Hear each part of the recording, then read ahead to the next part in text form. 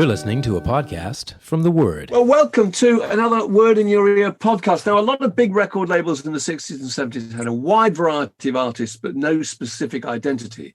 But there was one in particular that made every act it signed seem impossibly hip and characterful and charismatic, and that was Island. And much of that was down to the man with the vision to start it and run it for 30 years, who's just published an absolutely wonderful memoir called The Islander, Chris Blackwell. Chris, welcome aboard. Wow. Hi. Great. Hi. So you're in Jamaica, where you lived for so much of your life, and which features so much in the book. You're there now, aren't you? Yeah. Yes, I am. Yeah. I'm in north coast of Jamaica. Are you in Goldeneye, the estate that I think you bought from your family bought from Ian Fleming? Yes, that's right. That's right. Well, it's now a a place that people come and visit and come and stay. It's a hotel, really. Fantastic. Well, look, you were born in the UK and you moved to Jamaica very young, and you have in the book, it describes this idyllic life. Lots about your mother, various family friends, Errol Flynn, Noel Coward, Ian Fleming. Can you give us any memories of those three people in particular? Well, they all obviously sort of stood out. Noel Coward was incredibly funny when he was talking at all. You know, he had incredible sense of humor. So it was just fascinating going and listening to him and hanging around. We didn't hang around in those days. You just sort of walked around sipping some rum drink or something like that. He was hilarious. He was hilarious. He was incredibly funny. You'd have to leave the room because you're getting pain from, when you laugh too much, you can get a pain. So he was like that. Then you'd come back and he was back again in another character. And Errol Flynn, you described as the first person you ever saw on water skis. That's right. Yes. Yes. It was incredible. It's right at the beginning. So, today it's, 70, 80 years later. So all the technology is so different. So it's hard even to describe it. But, he sat on, the steps that go down from a boat. Yeah. Without that. So he was sitting on the edge there. And then the guy who was going to pull him along on the jet ski was looking back all the time. And then he sort of, and Errol Flynn sort of gave a kick on it, but with his head, etc., because in one hand he had a dachshund, a little baby dachshund. In the other hand, he was holding the thing. So I watched it, and I thought, well, how long is this going to last? This is going to be a disaster any minute. But then it turned around and came back, and then he gave a signal to the driver, and the driver just carried him on and dropped him. Brilliant. Where the steps were. And all his bottom of his knees down were wet, but that's all. Brilliant. Just one last one. Ian Fleming. I think your mum inspired the character Honeychild Ryder in Dr. No, and also Pussy Galore and Goldfinger. You must be immensely proud. Well, they're two great titles, that's for sure. They are. Yeah. Well, look, I wanted to ask you first about the job you got working for Wurlitzer when you went back to England and you were working, you went to school there, and then you came back to Jamaica and worked for Wurlitzer setting up jukeboxes in Jamaica, and you did all these extraordinary record buying trips to the US to stock them and selling records to sound systems. Was that what gave you a taste for wanting to try and popularize music that you liked and maybe give you the idea of starting a record label? It must have been, really, because what was my biggest interest was music, and so if you're doing that, then you've got to try and find a way of making a living, if that's really the thing you're most interested in. And so, that's kind of how I started. I went to somebody and suggested they do a record for me because he sounded a lot like Brooke Benton. His name was Wilfred Edwards. Yeah. And he was the first guy I recorded. And it went to the number one. And then the other people were Laurel Aitken went to number one, and another one was Owen Gray. They all went to number one, the records in Jamaica. And that was because you were now hearing Jamaicans singing songs. Before you'd be hearing Winifred Atwell or great singers, etc., from America, etc., like that, or whatever was on radio in those days. So, but that's what really sort of kicked it in, and the people who really drove it were the sound system guys, were the guys who, went around and went to open areas, huge open areas, and you couldn't put on the sound system, and the volume was unbelievable, Speakers hanging in the trees, I think you said in the book, isn't that right? Right. Wonderful. Yeah. It's just a brilliant image. And when you started the label, I think in 1959, one of the first acts was a Bermudan jazz pianist called Lance Hayward. He put out a record called Lance Hayward at the Half Moon Hotel, which actually, you admitted actually was recorded in a studio. Genius. Did you think he was just a safe commercial bet to start your label with? It was just something that came to me. What can I tell you? There's something like that. I mean, I wasn't drunk or anything. I might have had a couple of little drinks, but I wasn't sort of, nuts. I loved the music that they played. These guys were from Bermuda. The lead singer, Lance Hayward, was blind. And, there was just something about it, which I thought, my gosh, look what's happening here. Look what the music is. The music's good. The piano player's great. The guitarist is great, etc. And that's their life.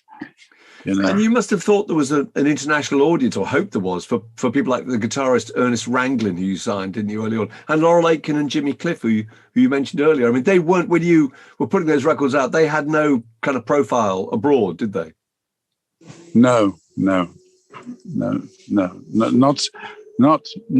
initially. Not initially.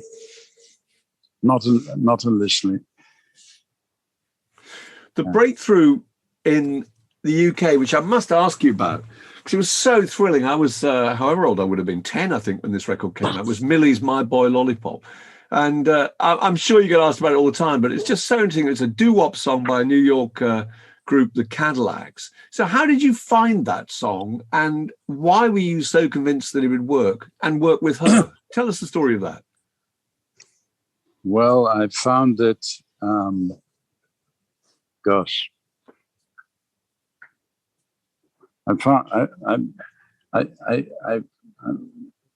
found it because it was one of the records that Coxon had sent to me in England. Yeah.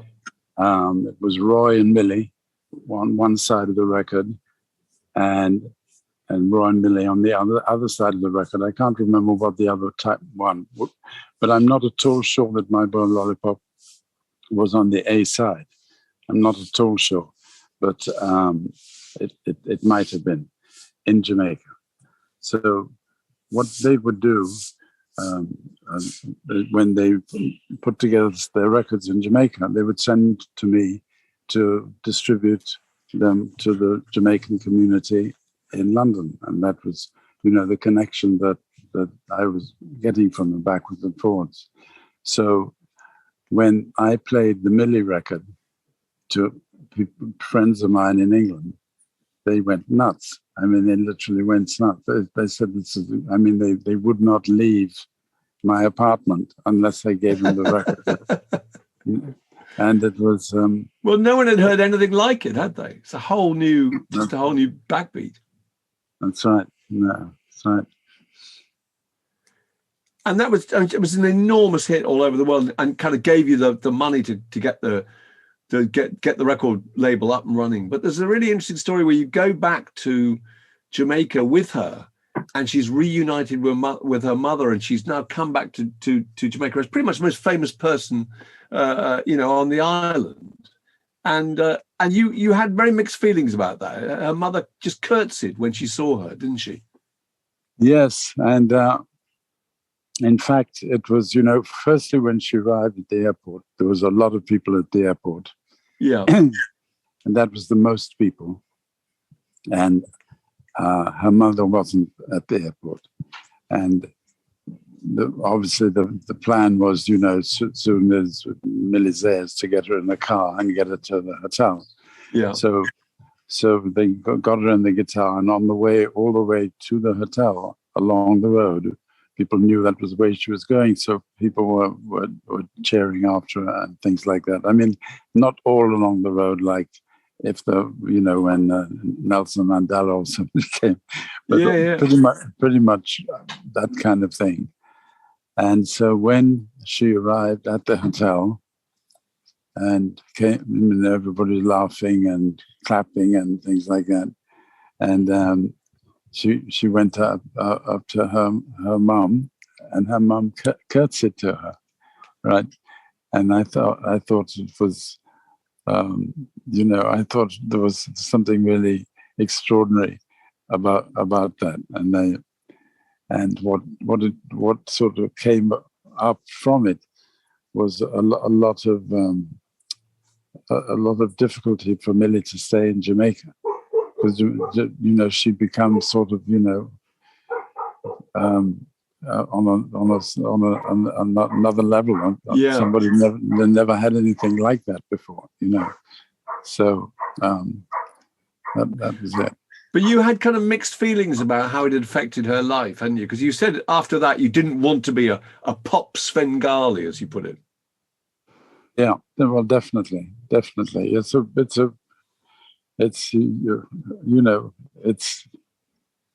It's somebody needing to be on stage, and then one time they can't be on stage because this has happened or that has happened or this has changed in their life or that. It's very it's not something you want to. No. Yeah. There's a great quote you put in from Tom Waits where he says, "I've never had a hit single, but I've had a hit life," which I thought was a really good point. But I just want to ask you about back in Britain. One of your first signings was the Spencer Davis Group, and you were also the legal guardian for Steve Winwood, who was only 14, as you were to Millie. But they Spencer Davis Group, owe a lot of their success to Keep On Running and Somebody Help Me, and those were songs that you selected, didn't you? Composed by the Jamaican songwriter Jackie Edwards. Why did you choose those particular songs? Did you think they were just completely different to the characteristic of everything else that was happening in the charts in Britain at the time?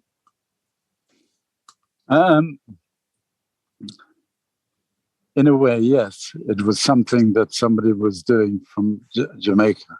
Yeah. And maybe the band could play it. Do you know what I mean? Yes, absolutely. So it was really from that, and it is not a difficult music to play. Yeah. Once you're on it, you kind of lock into it. So they, it really became their record completely. But the original song and the original production was Wilfred Edwards was around, Jimmy Cliff was around. Yeah. I had them around at the time. They recorded at Pi Studios. It's fantastic records, those. They're brilliant. I wanted to ask you about the moment where the kind of Ireland's rock catalogue started to take off, and ask you about groups like Traffic and Nick Drake and Free.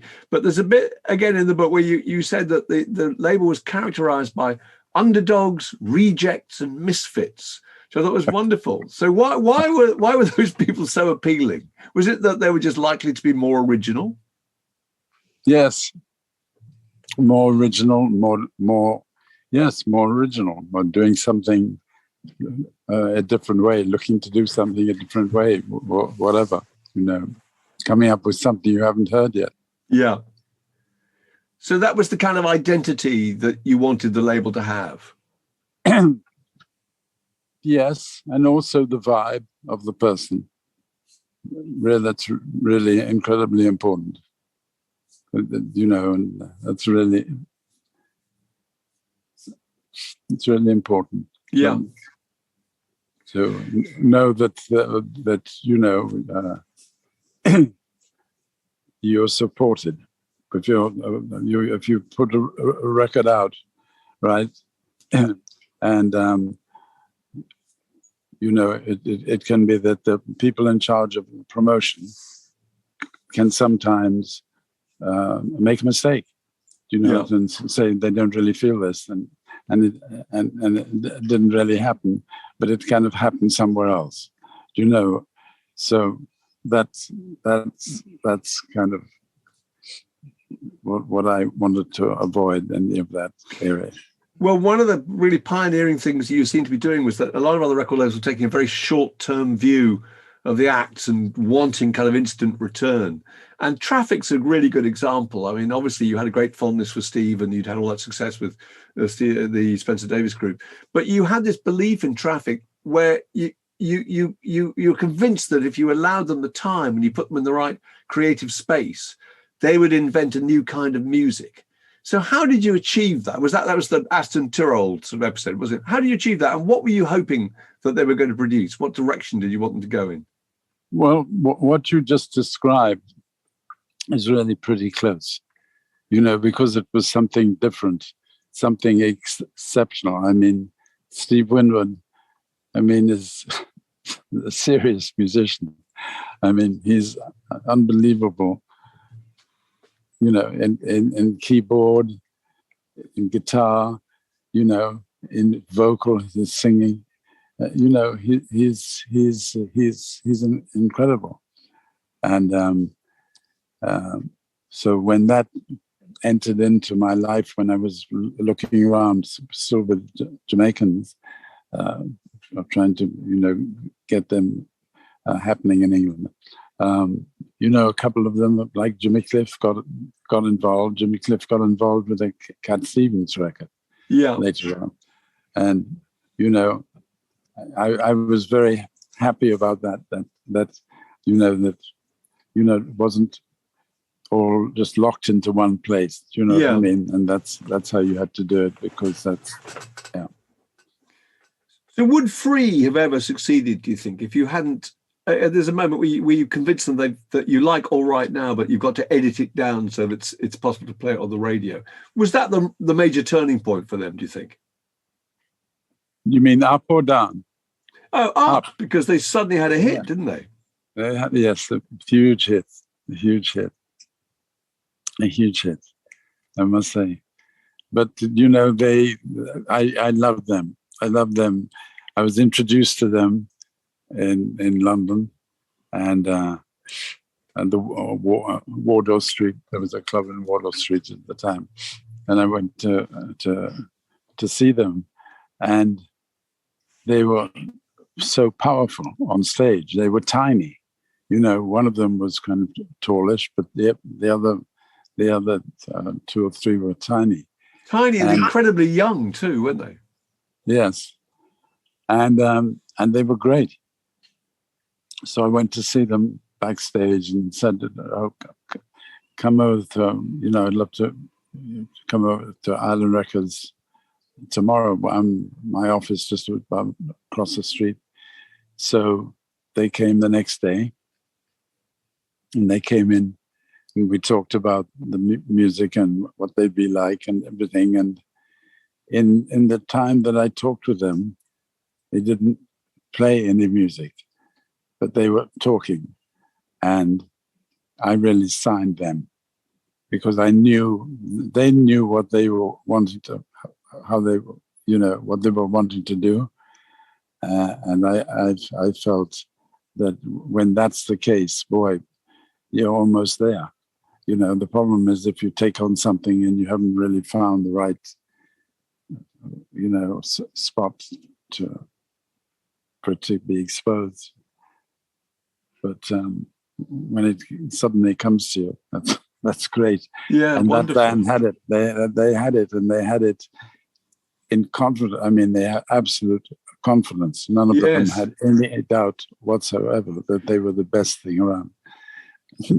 And seemed to kind of achieve their potential. I wanted to ask you also about Nick Drake, because it must be so satisfying that he's finally got the reputation that he deserved. Were you involved in that whole business of trying to get him to do publicity and to sell himself as a performer? Because the fact that he wasn't very good at either obviously really held him back. Was that frustrating? Well, I believe, I'm very grateful to Joe Boyd for him, because when Joe Boyd was managing him, and then he had to go off to America. He was given a wonderful kind of job, and so he passed on to me Sandy Denny and Fairport Convention. That's and right. the different bands, one of whom was who we're talking about. Yeah, because any act is a balance between kind of talent and the appetite to succeed. So when you were signing acts, how much did their desire to sell themselves? How much was that a critical factor in making you want to sign them? Well, in the case of the ones we were just talking about, in each of their cases, would be really focusing on what is a great song and a great. I mean, that was it. They came as musicians, so they needed to really, have a great song and something special. Well, were there any other labels that you were looking at that you considered to be rivals? The others that were really adventurous and risk-taking, and you watched them closely? I mean, I was thinking of maybe Harvest or Charisma. I don't know. Did you think of those people as being on your patch? I was never chasing that, because somebody signed to Virgin.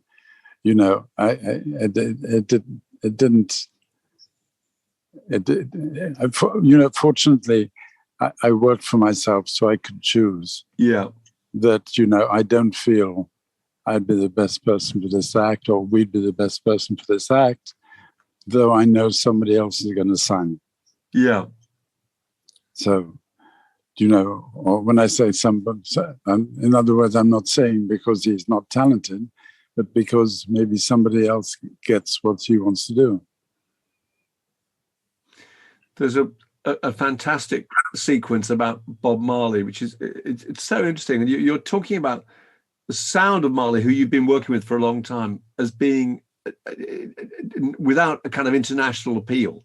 It was kind of reggae music, but it hadn't quite connected with the big potential white audience. So describe how the changes that you felt should be made to his sound that would bring in a wider audience. And I think the role of Wayne Perkins, the guitarist, too.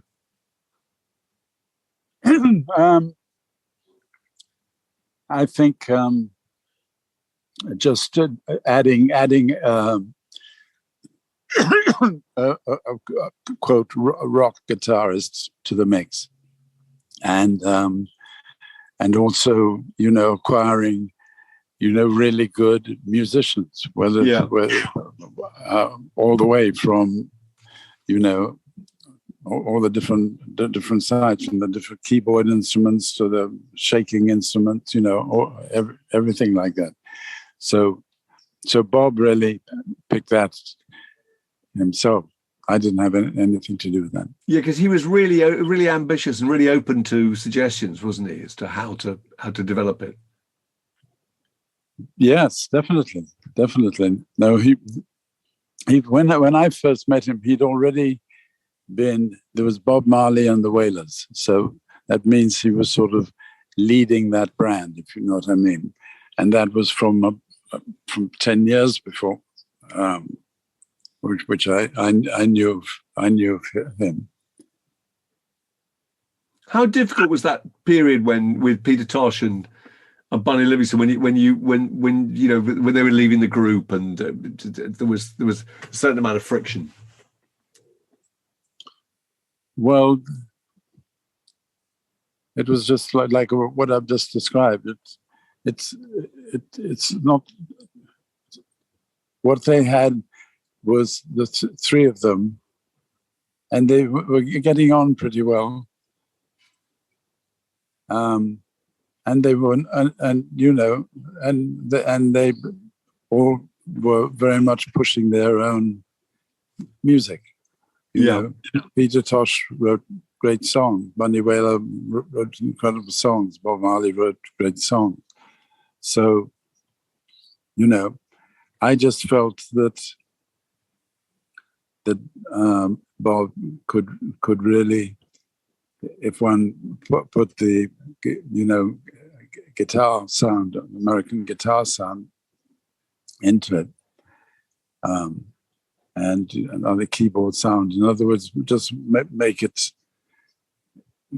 and enhance it just a very little bit without taking away any, of the magic or whatever. Yes, absolutely. Yeah. God, that must have been a thrilling moment to hear that come together in the studio. Incredible. But I was going to ask you about the various groups who you needed convincing to sign. And one was Roxy Music, that you weren't at all keen on getting them on board, I think, until you saw the artwork of their first album. Was that right? Yes, that's right. And that's what swung it. No, Tim Clark, who had been working with me for a long time at Island Records, and he'd been very keen on the band all the time, and it just wasn't my thing so much. I guess I was wanting a little bit more raunchy, rock and rollish or reggae-ish or something. Maybe. And I felt that I didn't see how I could get that working out of, working with that band who looked fantastic and ready, just ready to be big stars pretty much instantly. Yeah. So that was really it. What made you change your mind about U2? Because again, I think they'd been presented to you, and you couldn't quite see it at first. Was there something that just that made you change your mind?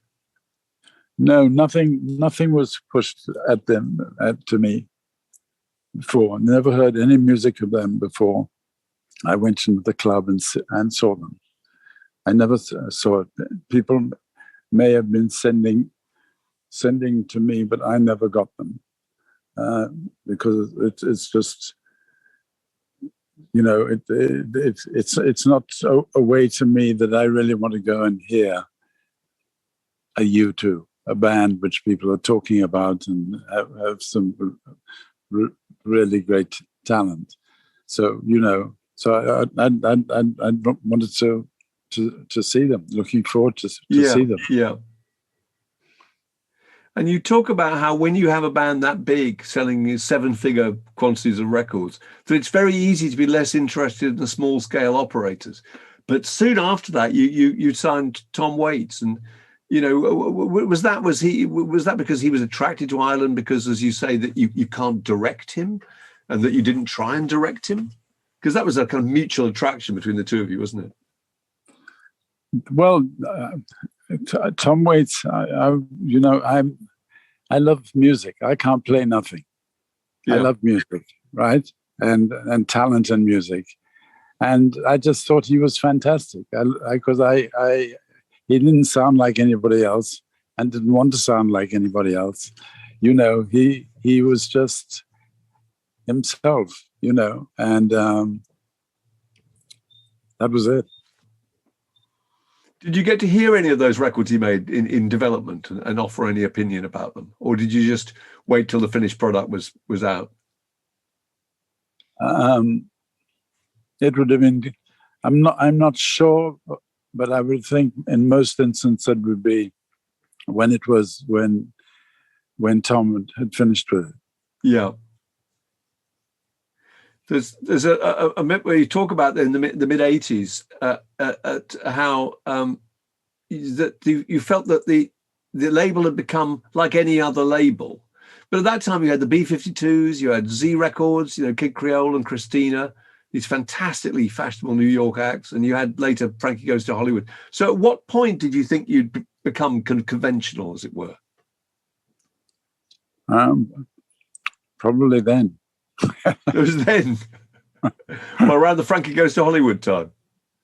Well, Frankie Goes to Hollywood was another story, because that was just one of the most incredible records, you know, ever. How it's just incredible. And Two Tribes, you know the one. Two Tribes. They're just wonderful. Trevor Horn Productions. I think they're incredible records. They still sound fantastic today. Well, you must play them.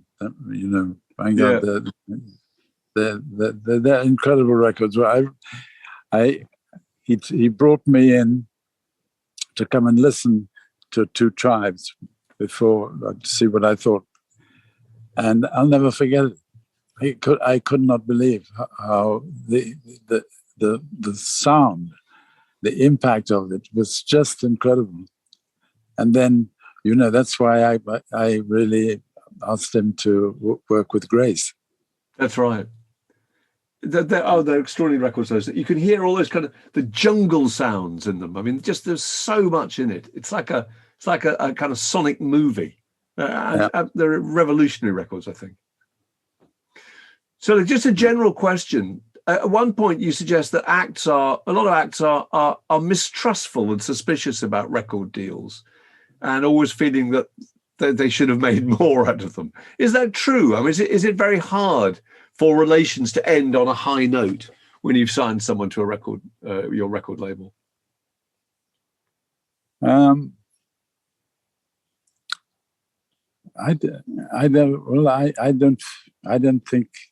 don't think so. I'm trying to think anything which is difficult or anything, and I'm sure there must have been somewhere, but I can't think of it.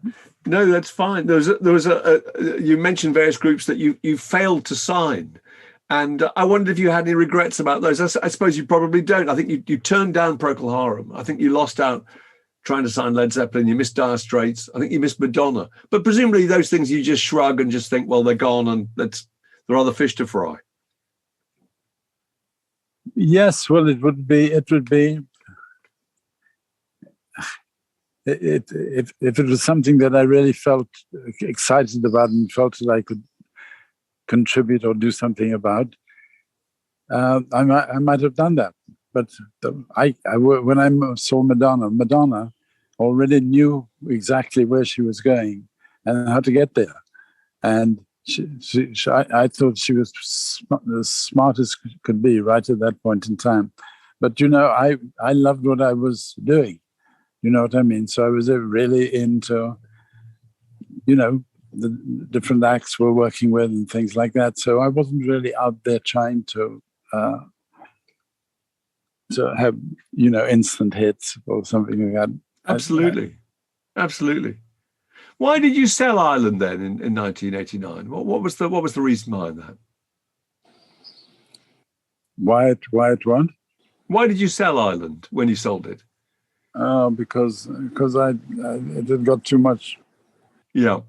Too much, and I made mistakes, you know, and it was I was trying to remake The Harder They Come in Washington, D.C. Yeah. And that cost me a lot of money. So I thought, you know something, I think films and music are super important, but I don't think I have the skill for it. So I'm going to check out. That's being impossibly modest. Was there were there any acts that you'd signed that you felt deserved more success, that you think they just should have had it? Yes. Which ones in particular? Robert Palmer, maybe? I don't know. I'm just thinking. Well, yes, Robert Palmer, because Robert Palmer